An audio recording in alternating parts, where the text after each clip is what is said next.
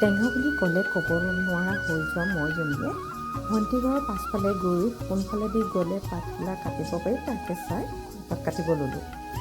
কলপাত কটাৰ অভ্যাস নাই, তথাপিতো কলপাতত টেঙা খোৱাৰ সোৱাদেই বেলেগ। সেয়ে ভাবিলোঁ আজি কলপাতত খাওঁ বুলি।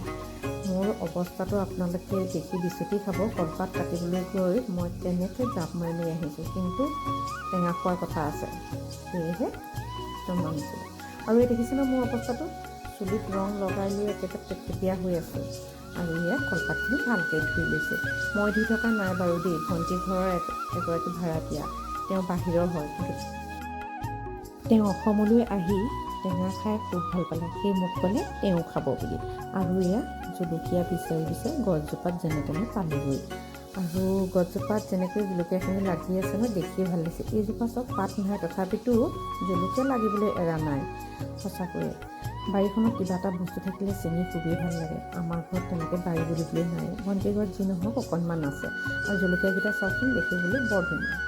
টেঙা খাই মই খুব ভাল পাওঁ, সেয়ে ভণ্টিক ক'লোঁ ৰ'বা টেঙা এটা আন বুলি আনিলে, কিন্তু তাই টেঙা নাখায়। মই আৰু ভাড়াতীয়াসকলৰ লগতে মিলি টেঙা খাবলৈ ল'লোঁ। আৰু টেঙা খাবলৈ হ'লে কেইগৰাকীমান হ'লেহে ভাল লাগে।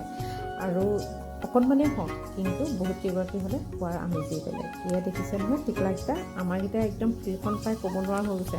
আমাৰটোতো কথাই নাই, ঘৰৰ ভিতৰৰ মাজতে আবদ্ধ হৈ থকা যে, সি ফিল্ডখন পাই ভনীয়েকহঁতৰ লগত ক্ৰিকেট খেলিবলৈ গ'ল। মই ভাবিছোঁ যি কৰোঁ কৰি থাক, এইকেইদিনহে অকণমান মুকলিমূৰীয়াকৈ পাইছ, সেয়ে ময়ো আজাদীভাৱে অকণমান তাহাঁতৰ ঘৰত আছোঁ। ঠিক আছে, আমি টেঙা খোৱাৰ আমেজ লওঁ আৰু আপোনালোককো ভিডিঅ'টো দেখুৱাই থাকোঁ। আপোনালোকেও দুখ লাগিছে নেকি? কমেণ্টত জনাব দেই। আৰু আজি ভিডিঅ'টো ইমানতে সামৰণি মাৰিছোঁ। Bye bye.